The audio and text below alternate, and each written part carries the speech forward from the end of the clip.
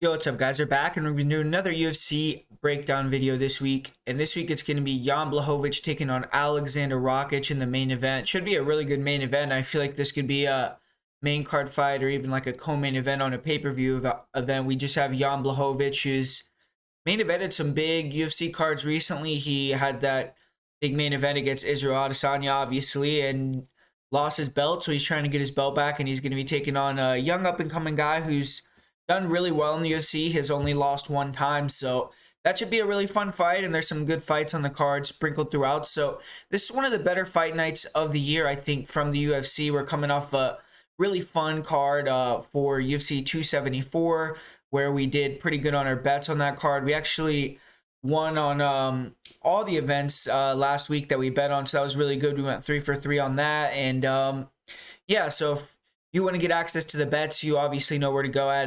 patreon.com/MMA Prediction Guru. But we're going to be doing this fight night breakdown for Blachowicz versus Rakic. I just want to give a big shout out first of all to the sponsor of this video, which is CashflowMMA.com. If you check them out right now until May 31st and use the promo code MMA Guru, you will be able to get free access to see their bets, to see their breakdowns, and they've been killing it, man, so far this year. They've won 8 out of the last 10 events. They're up huge in terms of ROI for the year. So they're a really great source to go to, cashflowmma.com. You go check out their website. It is going to be in the description, and it's pretty easy to navigate. You can check it out. You can get the free trial for 3 weeks and see if you like it, and just get another opinion on some MMA bets, see if they're your thing. And yeah, man, cashflowmma.com, they're doing a great job this year, and really recommend you checking out their website, and it is going to be in the description. And now we're going to be getting into the fights here. We got Nick Maximov taking on Andrea Petrovsky in the first fight. And just right before we get started, make sure to hit that like button, hit the subscribe if you're not subscribed. I'm getting pretty close to 16,000 subscribers, so if you would hit the like, put a comment down below, get the video in the algorithm, and hit the subscribe button if you're not subscribed. That would be awesome, so we could reach that goal as fast as possible. But always appreciate all your guys' support, and let's get into this first fight of the night here with Nick Maximov and Andrea Petrovsky. We got 2 grapplers in this fight, and we got a little bit of heat on this fight, actually. We got Andrea Petrovsky talking a little bit of shit. I saw he said he thinks he's the best wrestler in the division, and he's gonna go in there and out grapple Nick Maximov, and he has the right to be confident, man. I mean, when you have a guy like Sean Brady as one of your main training partners, you're training with him all the time. He's an undefeated guy that just beat Craig Jones recently in a jiu-jitsu match, and obviously beat Chiesa in the UFC. You got to be a little bit confident. And, that camp, Renzo Gracie Philly, has been on a huge roll. I think all their fighters that are currently in the UFC, Jeremiah Wells, Pat Sabatini, the aforementioned Sean Brady, they're all undefeated. I don't think any of them have tasted defeat. So big shout out to that camp. Big shout out to Daniel Gracie. I feel like I always shout them out when they have a fighter on the card. But yeah, both these guys, obviously in the grappling world, Nick Maximov has done a lot more. Like he's went to world championships and won and done well in high-level grappling tournaments. But both guys are black belts, and both guys are former college wrestlers. And I do think Petrovsky, a little bit more explosive guy. He is southpaw. He's pretty quick. He likes to kind of leap in, leap out with the striking. Good right hook, good left cross. And he's always feigning that level change. So he's good at kind of getting fighters to respect that, then landing some strikes. And when they start to respect the striking, he gets in on the legs. And all that exploding, it does tend to get him a little bit tired. And in this fight, that is going to be an issue if he does get tired, because he's going to be facing a guy, Nick Maximov, who has an endless gas tank, who's a great wrestler, great scrambler, going to be very hard to control, very hard to submit, and he has to be in top-notch shape to get the victory here. Andrea Petrovsky does. But Andrea Petrovsky, he has great single, great double, very physically strong. He is a beast on top. He has good ground and pound. He has good back takes, really good rear naked chokes. I don't really see him being able to manhandle and dominate Nick Maximov in the grappling in this fight. But I do think that if he can get some takedowns or even kind of just make Nick Maximov respect his grappling and want to strike a little bit more, I think that could go a huge way in Andre Petroski getting this big upset here. Because Nick Maximov, he's a grinder as well, and he has a little bit of a buzz to his name with the Diaz brothers connection. And his last fight, he did get the win. He got the upset win over Puna Soriano, but we see kind of how the UFC views that win, because it was a very boring win. He got a lot of takedowns. I think he set the record for most takedowns in a 3-round fight for 185 pounds, but very boring.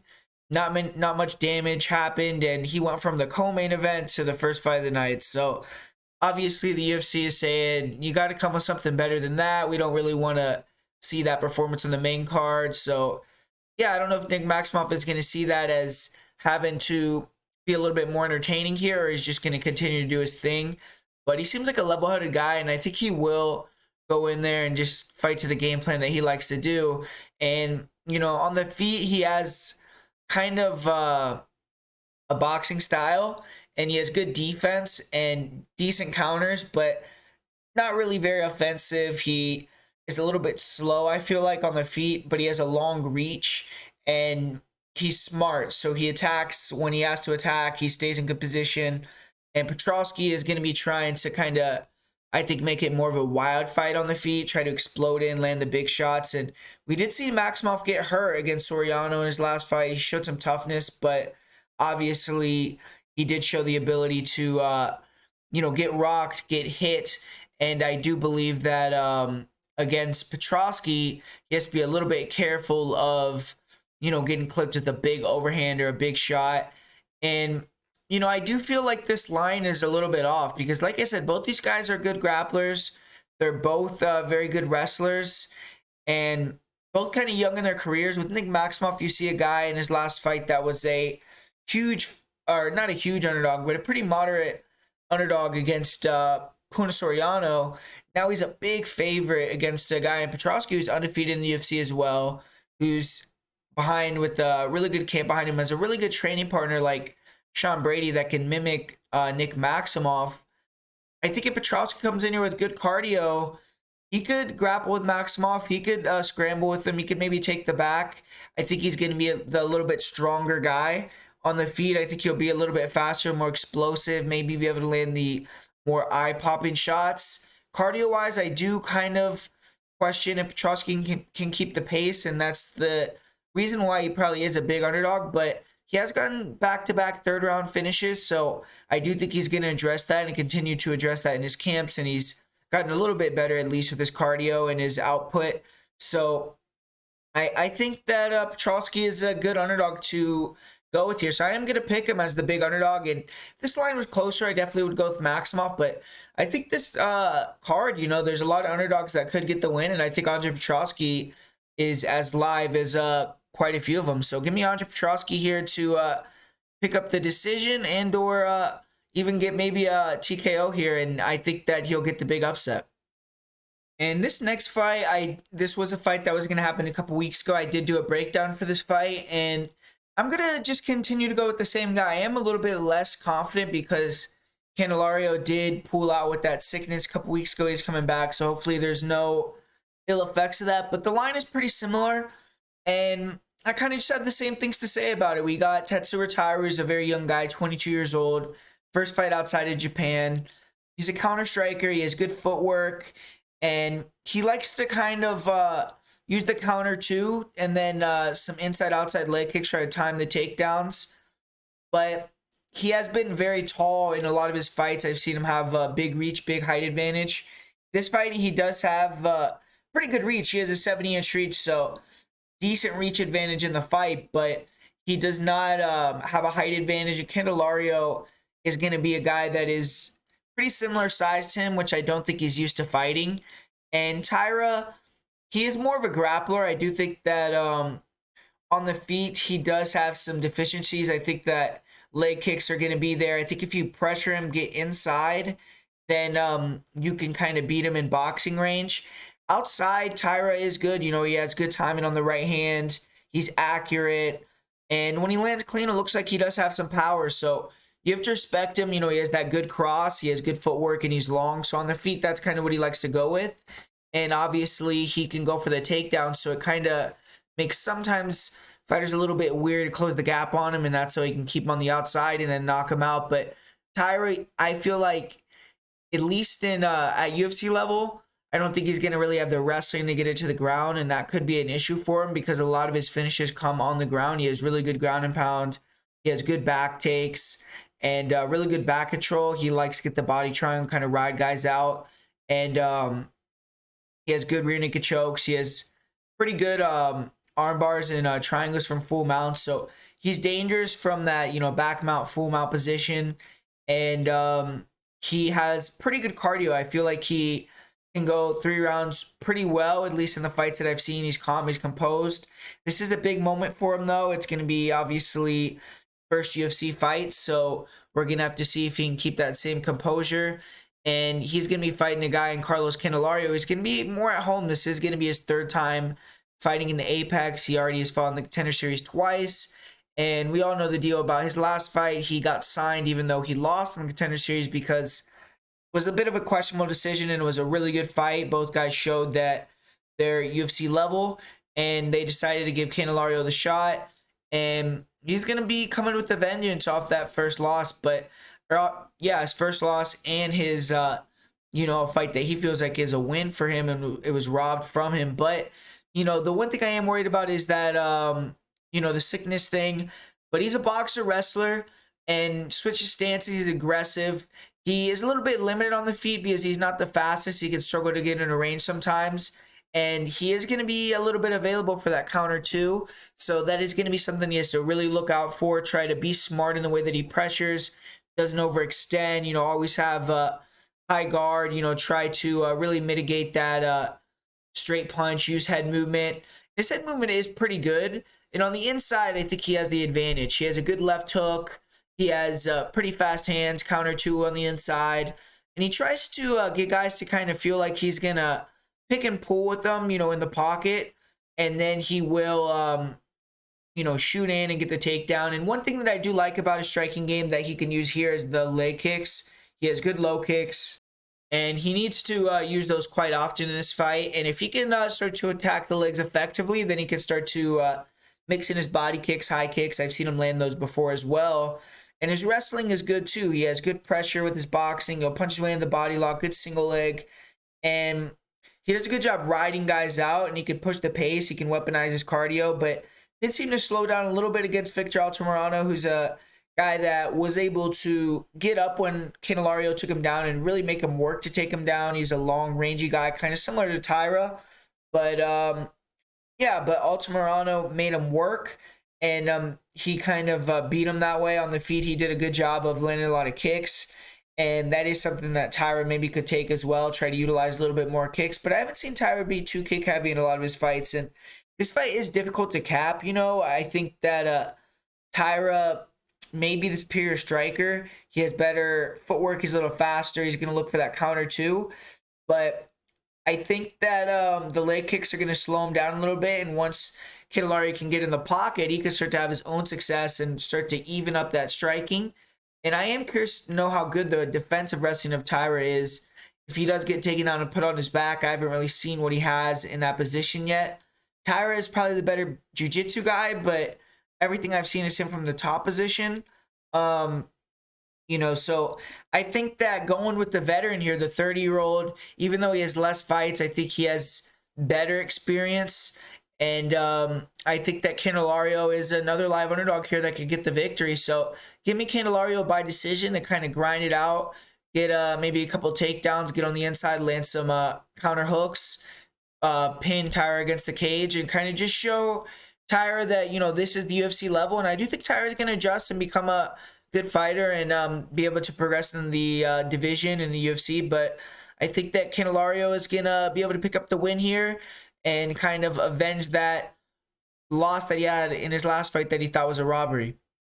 And in this third fight, we got 2 familiar faces here. We got Angela Hill taking on Virna Jandiroba, 2 former Invicta champions. So this is a cool fight. I think both girls are in the top 15. I believe if they aren't, they're really close to the top 15, but they've kind of been middling a little bit. Obviously, Angela Hill, she has had a really interesting career. It's like She loses, but her stock still goes up because she's in very close fights. Certain people think she wins, like her last fight with the Lemos, her fights with Claudia, with Michelle, and then she'll have some decent wins over some lower level competition, but she still hasn't been able to pick up that marquee victory. So I know that's going to be eaten at her, and I know that she obviously has been putting in a lot of work. I mean, you see her, even though she's older, her her output and her body, just like her strength and conditioning, you could tell that she's coming in better shape. She's stronger. You could tell that she's really tried to up her grappling. She's training with some really good judo players, and she's training a lot of jiu-jitsu. She did some jiu-jitsu competition, so she's really tried to progress her career, and that's obviously good to see. But we have Virna Gianaroba, who she's done well in the UFC as well. She obviously lost her last fight to Amanda Ribas, but she got the knockdown in the first round, and she was able to make the fight competitive. She has been able to do well against really good fighters. I mean, she did well against Carla Esparza, did well against Mackenzie Dern. She hasn't necessarily been able to get the wins, but she's been able to get some quick submission wins in the UFC against grapplers. Like, she submitted Mallory Martin, Felice Herrig. She's kind of a grappler boxer type of girl, but I would maybe say she's more of a grappler in my opinion. And she was able to submit Felice Herrig. So she's had a few good wins in the UFC as well, Virna Jandiroba. So this is a good fight. I mean, it's kind of a clash of styles here, even though I do think that both girls can do what the other girl does best fairly well. I think that Angela Hill on the feet is going to have the big advantage, though, and I am interested to see how that works out, because Virna Jandiroba, I mean, if you just look through her career, her Invicta career, her UFC career, she hasn't really faced, very many grappler or strikers, excuse me. I mean, she fought in the UFC. If we just look at it here, she's fought Amanda Ribas, who's a grappler. She fought Murata, who's a grappler.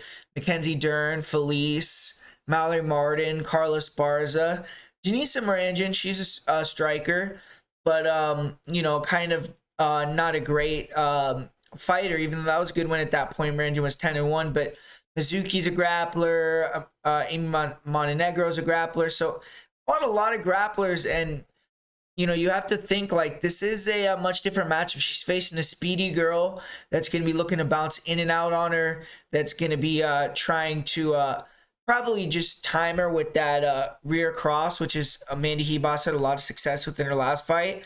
And Virna is someone that I think in this fight is going to have to get it done in the first round. I really do, because I'm not saying she can't win a decision, because I do think that even on the feet, it could be close, because Angelo could maybe be a little bit trigger happy because of the takedown threat. But Virna's one of these girls that I do think has cardio issues, and you watch a lot of her fights, she tends to go hard for the takedowns early, and if they are defended hard and she struggles to get the takedown, or she gets the takedown and her opponent gets back up, she will settle into a striking game. And that's what happened in her last fight with Amanda Ribas. She got the first takedown in the first round, but after that, in the second and the third, she didn't attempt any takedowns. And, against Angela Hill, I think Angela Hill has proven that she's up to her takedown defense. I think that Virna doesn't really set up her takedowns up the best. And I don't think that Jandiroba necessarily is going to be able to do well in the clinch against Hill. I think Hill is experienced enough in the clinch to be able to kind of frame, disengage, and get out of there, get back to space. The one thing I am worried about is I don't want Angela Hill to get too confident in her, grappling all the time in the gym and going to jiu-jitsu tournaments and think she could take down Virna and control her on top, because even if she does and she's successful with that, I mean, it would be cool to see, but it's not the clearest path to victory for her. I think if she keeps it on the outside, uses her striking moves, Virna, she has some power in her hands, but throws only hooks, overhands, kind of very obvious. She's plotty with her footwork, and her striking is really not the greatest. So I think that Hill, with her speed and just throwing a lot of output, could really give Virna a lot of trouble if she just sticks and moves. And I think that the cardio is going to be the difference. I think that Virna is going to come out fairly strong in the first round, but I think she's going to be negated on a couple takedowns. I think she might get maybe close to a takedown, or maybe she'll get one and Hill will pop right back up. But I think that he'll be able to, with their experience that she's garnered, not get submitted here early. I think that Virna is going to get a little bit tired and kind of settle into that striking, and I think that Angela Hill is going to be able to win in that striking matchup. And it's a fight that obviously anytime you have Angela Hill in there, it could be a really close fight either way. But I feel like Hill should be the slight favorite in the fight, not the slight underdog. So I'm gonna go with Angela Hill here, but this is a fight that I do believe definitely is close. And if Jandiroba gets it to the ground early, we could see her making Angela Hill submit. So this is a fight that if you're back in Virna, I think that you should probably bet the under 2.5 rounds and maybe even bet Virna in the first round. And if it gets out of that first round, I think Angela Hill might start to take over. So I'm going to go with Hill here, but this is one of these fights that can go either way. And this next fight with Michael Johnson and Alan Patrick, I mean, this is one of these fights that, I'm not going to spend a ton of time on this one. I don't think either guy has really done the best in recent years. Michael Johnson, kind of a really strange career, almost 500 fighter at this point. He's 19-17, but he's the favorite. He's winning almost every fight, and then finds a way to lose the fight. And he's picked up some massive wins, but he's lost 4 fights in a row. He's getting up there in age. He's almost 36 years old. And his last fight, he lost Clay Guida, and that was a fight that obviously a lot of people thought that he was going to be able to get the victory. And Guida was able to really do well on the feet and on the ground, which was a little bit more alarming. I was surprised how effectively Guida was able to slip the shots that Michael Johnson is throwing. I mean, Michael Johnson used to be known for being extremely fast with his hand speed, and Clay Guida is not necessarily known for being a speed demon, and he was able to see those shots come and slip, return, and Michael Johnson was getting hit with the counters. Michael Johnson was getting clipped up, hurt on the feet by Clay Guida, taken down. And Alan Patrick, he's a longtime UFC veteran. He's been in the UFC since 2013. 5-3-1, and recently, he hasn't looked good. He hasn't won a fight since 2018. Lost to Bobby Green, lost Scott Holtzman, had the no contest in his last fight due to the eye poke, but he was losing that fight as well. So, one of these fighters is gonna have to get off the snide, and it is kind of a good clash of styles because Alan Patrick, I mean, if you ever seen him fight, he's a very athletic guy, very long, rangy. And he likes to kind of move around on the outside, use that, in and out movement, that kind of like he has a background in capoeira, I believe. So he's very fast. He throws those really nice spin kicks and can close the gap with the crosses really effectively. And I do think people are giving a little bit too much slack. Like, if you watch the fight with Bobby Green in the 3rd round, he was starting to do decently well in the striking. He was landing all right. And, he really gets you into so much of a lull that he thinks he's going to grapple that he can't land those big crosses and some blitzes, and he can move around and kind of mute your offense and make the fight a little bit more competitive on the feet than it should be. And with an older guy like Michael Johnson, I definitely think that he has the capability to do that. And he has the kryptonite to Michael Johnson that Michael Johnson has struggled with a lot. You look at his stats, and Michael Johnson does have a high takedown defense, but against all the guys that are really good grapplers that have tried to take him down and control him, he's not been able to defeat that style. So that's been a way to defeat him even since his Ultimate Fighter days when he lost to Jonathan Brookings. So I think that Alan Patrick, he's a very live underdog as well in this fight, even though this is kind of a even money line fight. And Michael Johnson is probably going to have the advantage on the feet with his boxing. He has pretty good kicks as well, but I think his hand speed is really diminishing, to be quite honest with you. I think that his confidence level is diminishing as well. Like, I've listened to a few of his interviews, and I just don't really like his vibe that much. And with Alan Patrick, I mean, even though he hasn't had great performances recently, he's been fighting pretty good guys, man. I mean, he fought Mason Jones, he fought Bobby Green. These guys are guys that are tough. They're really strong. They're hard to take down. They're hard to hold down. And with Michael Johnson, it's a much easier matchup, and I feel like Alan Patrick can maybe take advantage of, he has had a really good camp. He's been training with Charles do Bronx. They're both 155, and man, I feel like he can kind of use that same kind of style, use the wide kind of array of attacks on the feet, the front kicks, and try to kind of get Michael Johnson backing up and then take him down and overwhelm him a little bit. And I don't know. I mean, I feel like I just really I don't trust Michael Johnson to get the win, man. I'm gonna go with the Laurent Patrick. I don't feel confident about it. I don't, feel great about it, but I'm gonna go with the Laurent Patrick here. And this fight should be pretty good here. We got Vivi Araujo. She's going to be taking on Andrea Lee. The winner of this fight is probably going to get a top 5 matchup in their next one. And yeah, I mean, both these girls have been doing really well in the UFC. Andrea Lee had that little bit of a, setbacks where she lost 3 fights in a row, but she's came back. She's won 2 fights in a row, 2 finishes, and looked probably the best she's ever looked in her last fight against Cynthia Calvillo, where she made her quit on her stool after the second round.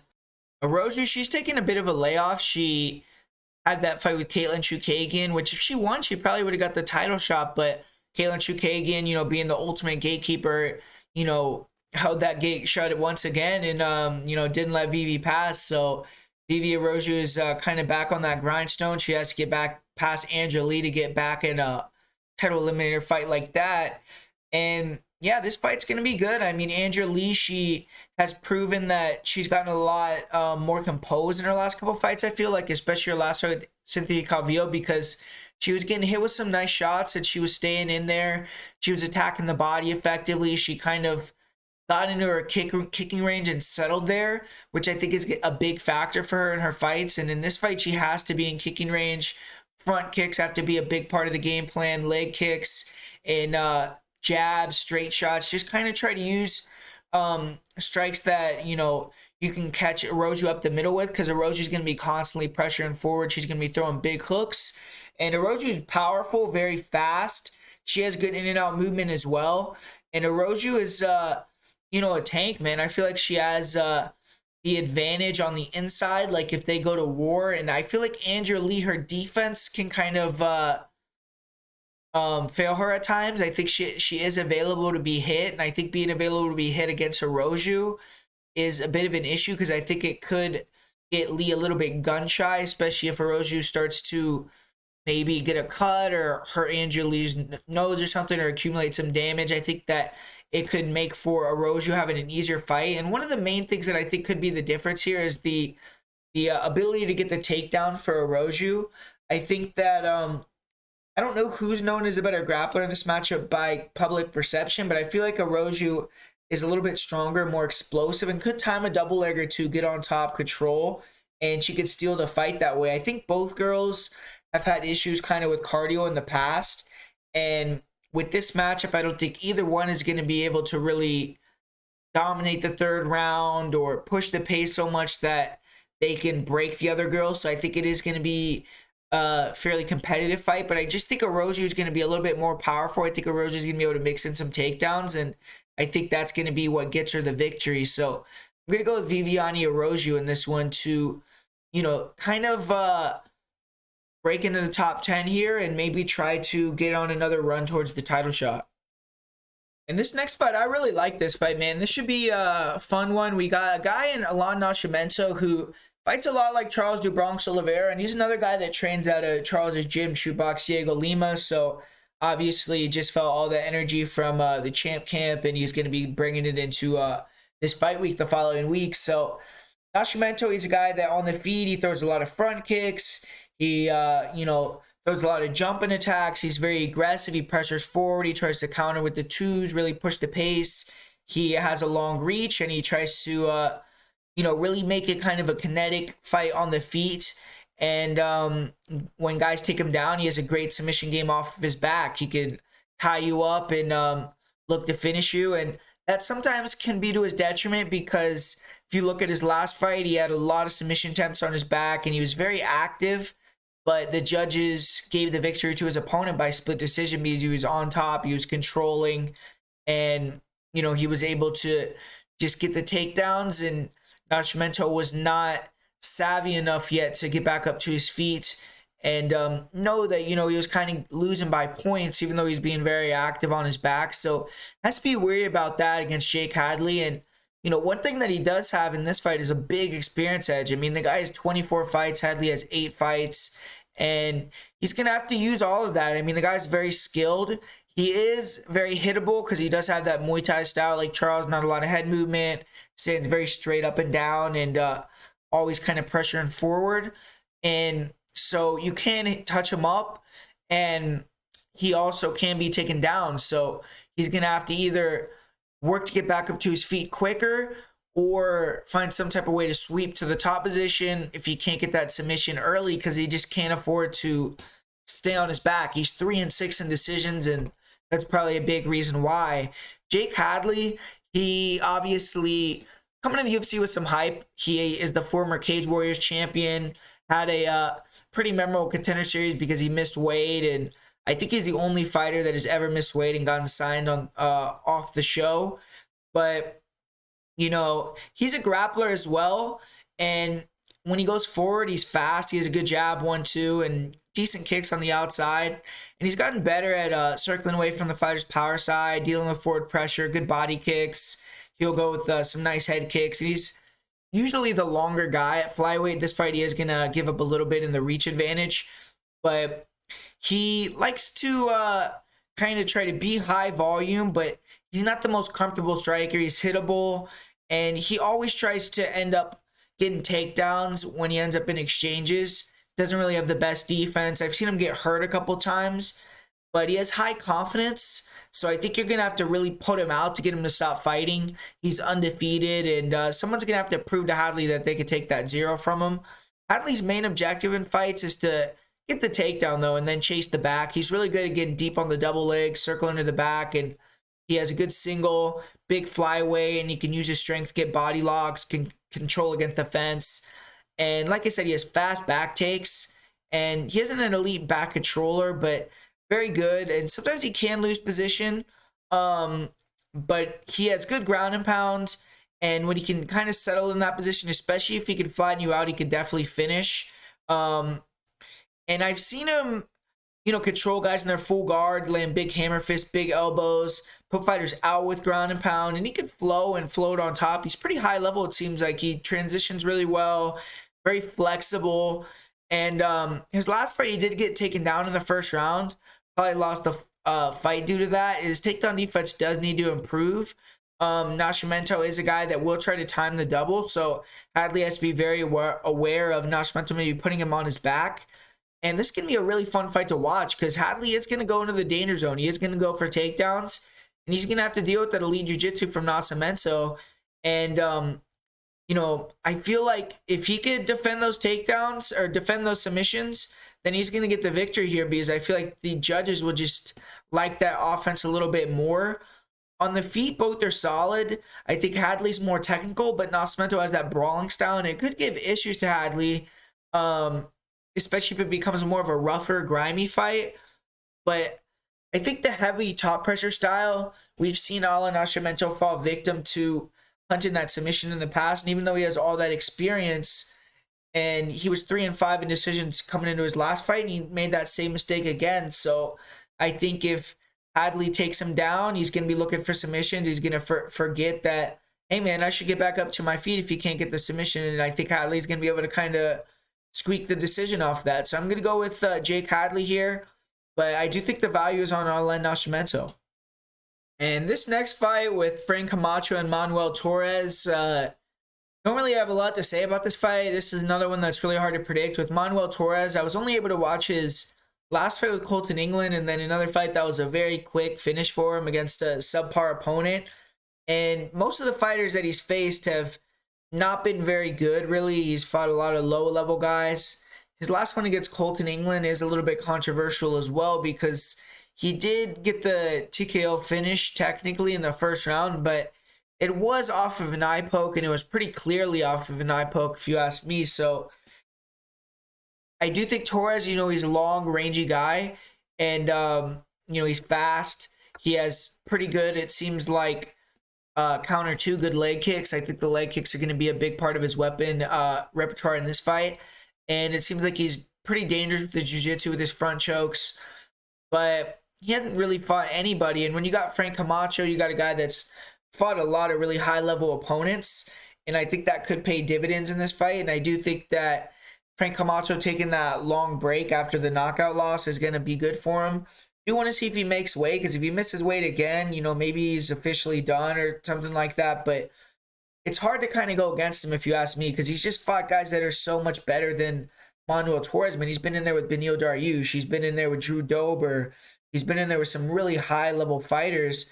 And I think that that's going to come through in this fight. With Frank Camacho, we got a guy that's a, you know, blood and guts brawler. He has some power in his hands, good head movement, tries to, you know, slip and rip with the hooks. And he has a good jiu-jitsu background as well, good trips. He can control on top. And Torres looks a little bit sloppy with the striking, I think. And I'm just going to go with Camacho. I think the experience is going to shine through. I think that his cardio and just being able to kind of, having been in those hard fights and things like that, I think that's going to be the difference. So I'm going to go with Frank Camacho in this one. And up next here, we got a women's fight. We got Katlyn Chookagian, who just got re-signed from the UFC, and she's going to be making her first fight in her new contract, taking on Amanda Ribas, who they have moving up from 115 to take on Katlyn. And Katlyn's in kind of a weird conundrum, right, where she has beaten almost every top girl outside of Valentina Shevchenko. She did lose to Jessica Andrade as well, but she lost so dominantly to the champion. There's really not much clamor for her to get that rematch. She's not necessarily the most action-packed, fun fighter to watch, so she could struggle to make a fan base that way also. And it's just hard for her to find matchups that are suitable for her skill level, so they're going to be giving her a girl that's not even in the division here, a girl that's moving up from 115 in Amanda Ribas, and she's going to be significantly bigger here. She's going to have the reach advantage. She's going to have the 6-inch height advantage. And that's something that Amanda Ribas relies on, in my opinion, at 115. And even in her fights where she's had at 125, being the longer girl, this fight she's not going to have that luxury.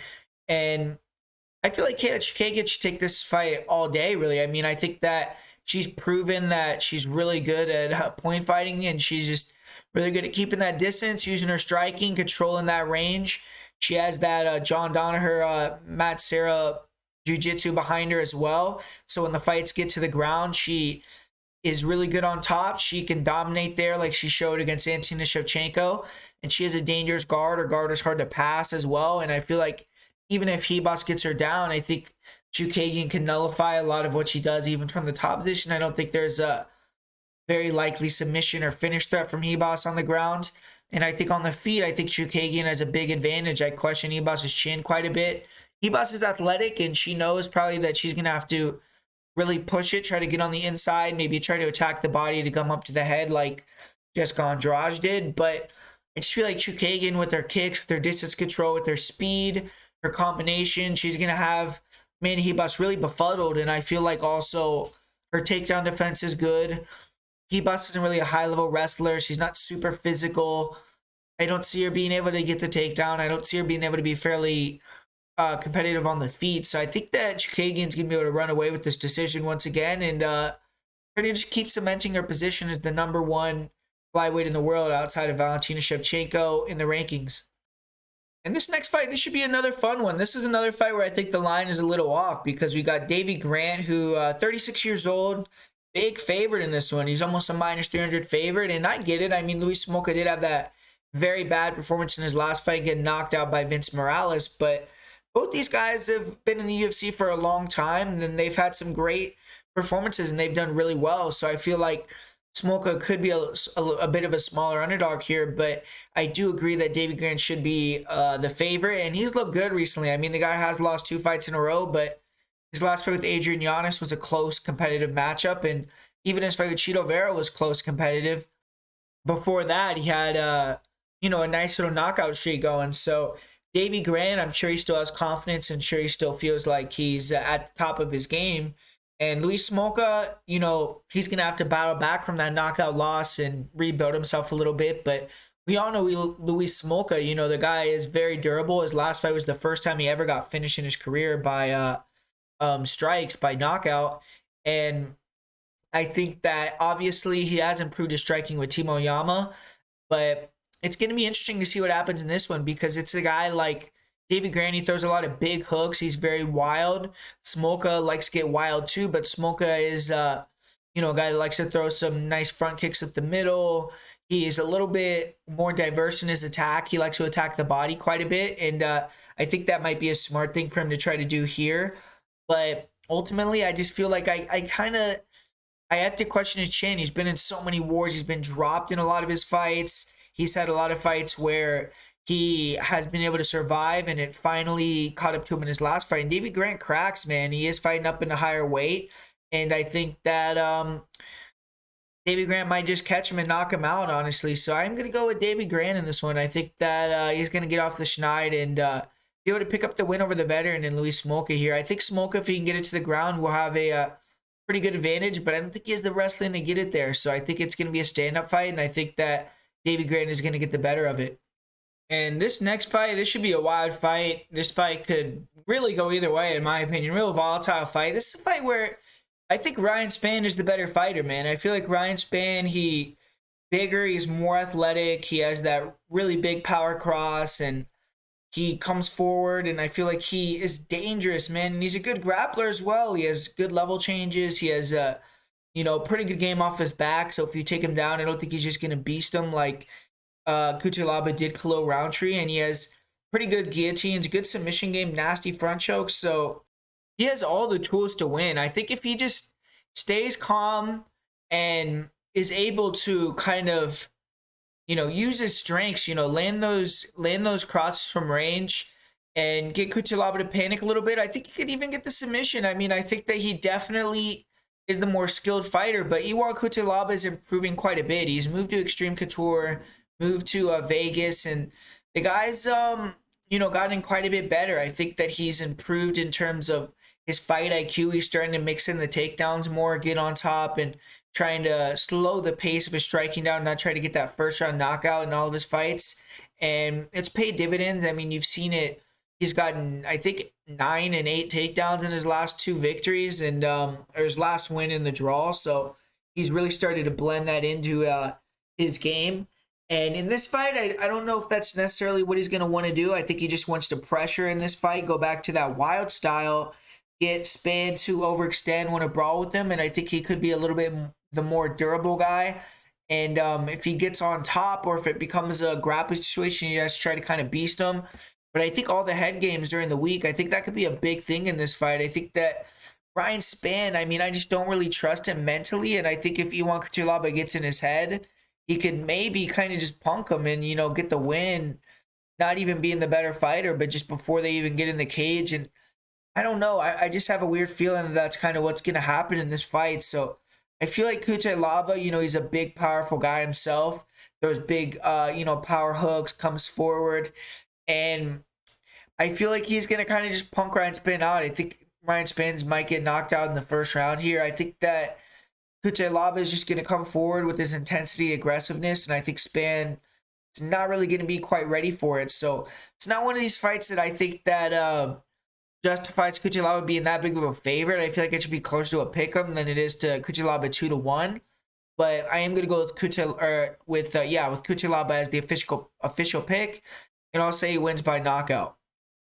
And finally, we got the main event here. We got an awesome fight, man. I mean, we got Jan Blachowicz, who a lot of people are already throwing freaking dust on his grave, or they're kind of just really trying to diminish him and say, he's done, he's 39 years old and things like that. And I totally disagree, man. I think Jan Blachowicz just had a hard matchup in his last fight with Glover Teixeira. If you look historically throughout his career, he's fought, a lot of grapplers. If you look, and he hasn't done quite well against fighters that have better wrestling than him, better top pressure, and can get him tired and, work him from that top position. That's just a style that he's not done well with. But he, against strikers, has done really well, man. And when he can get the takedowns himself, get on top, he's done really well in those type of fights. And Aleksandar Rakic, I think a lot of people have a misconception with Rakic that he's a very good wrestler. I don't necessarily think he's going to be able to take down Jan Blachowicz. I think this is going to be a striking fight.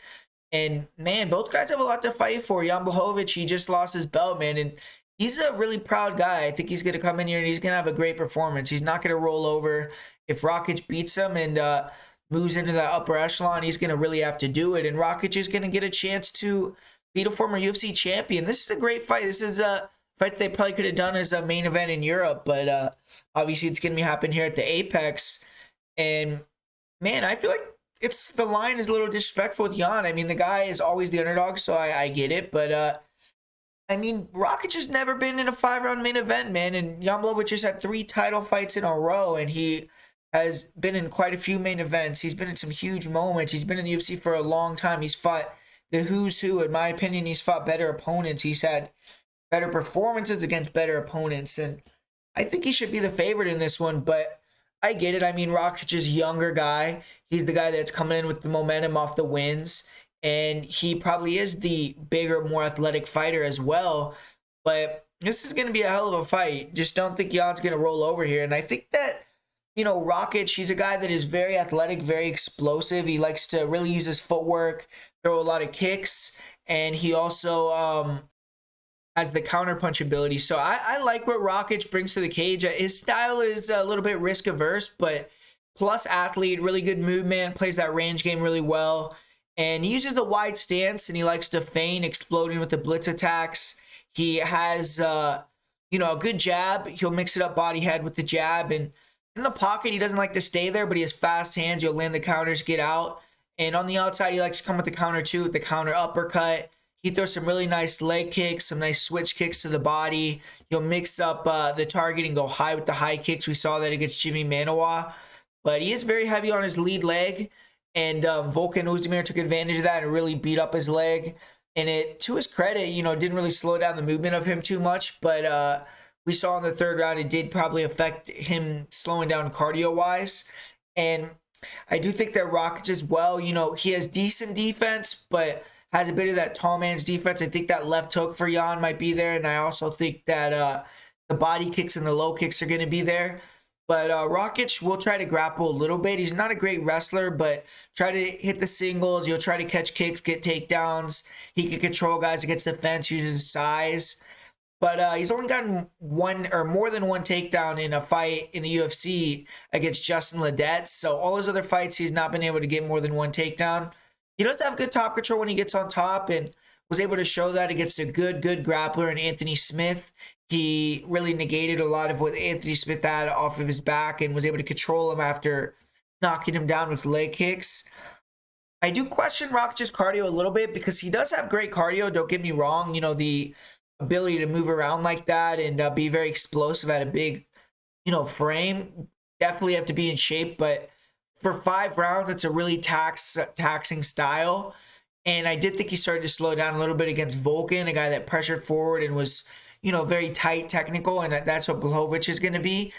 And with Jan Blachowicz, you know, he's been in the UFC stage for years. He's the former champ, and the guy's a beast. He's super skilled, huge knockout power. He has a black belt jiu-jitsu. And, you know, like I said, he struggled against that heavy wrestling style. But we haven't really seen him outstruck by anyone. You know, he's even outstruck Israel Adesanya. If you ask me, I thought he outstruck him in their fight. And Blachowicz, you know, he has a really good jab, arguably the best jab in the division, and fast hands. He has power in both hands, a really nice left hook. He has that straight, the overhand right. On the inside, he does a good job picking punches. He has good defense, really good chin. He has brutal kicks, man, that trademark body kick, good low kick. This fight, he really needs to use his kicks, slow the movement down of Rakic, and then look for that counter left hook. I think that if he could back Rakic up and force more exchanges, I think he, even though he isn't quite as fast, he's more durable and powerful, and he has more experience in 5-round fights and wars. He has more experience against higher level strikers. And I do think in a phone booth fight, I think he will probably take it, Jan Blachowicz. And on the ground, you know, Jan Blachowicz is really good. I mean, the guy has a really nasty double leg, and he also is, you know, he's the only fighter, or he's like the only fighter in UFC that's been able to effectively take down and control Israel Adesanya and beat him that way. He actually has the highest takedown accuracy for light heavyweight in light heavyweight history. So when he wants to get takedowns and get on top, he can do it. We saw it against Nikita Krylov as well. So he's been able to out-grapple some high-level grapplers. And I think that that could be something that he could try to utilize against Rakic here. We haven't seen Rakic tested in that realm, but I have seen him in a previous fight get taken down by a guy like Marcin Prachnio, and you know, Marcin Progno could take you down. I think that Jan Blachowicz definitely could take you down, potentially, and have a lot of success doing it. And Jan probably got embarrassed, you know, with his grappling in his last fight, so he's going to be working on that. But I also think just the kicks in general, the left hook, the jab, and if it stays a striking fight, I think that Jan is going to get the better of it. I just think he has more experience. I think he's a little bit crisper with his defense, a little bit sharper. And I don't think that Rakic is going to be able to take him down. I don't think that Rakic really has that style that's necessarily given Jan trouble throughout his career. So I think Blachowicz is going to bounce back. I think he's going to surprise some people, show some people that he's not done. And I think he's going to be able to, you know, send back a young guy that is going to be back. You know, I think he'll be in the mix for years, Aleksandar Rakic. But I think that Blachowicz is going to be able to get back in the mix and maybe get another title shot. So give me Jan Blachowicz here to get back in the win column. So that's the full card breakdown for UFC Vegas 55, UFC Fight Night, Jan Blachowicz versus Aleksandar Rakic. Hopefully you enjoyed it. As far as my most confident pick in my parlay of the week, for my most confident pick, I'm going to go with Katlyn Chookagian. The parlay of the week, it's going to be Katlyn Chookagian and Davey Grant. So thanks for watching, guys. I'll be back next week. Like I said at the beginning of the video, let's try to subscribe if you're not subscribed. Hit the like button, comment below. Let's try to get to 16,000 subscribers as fast as possible. If you want additional content for Bellator and my bets for UFC, I have quite a few bets already. We've been doing really well betting-wise on the Patreon recently. So if you want to check that out, check out patreon.com/MMAPredictionGuru. And really appreciate all the support, guys. I'll be back next week to break down some more fights. So thanks for watching and stay plugged into the channel.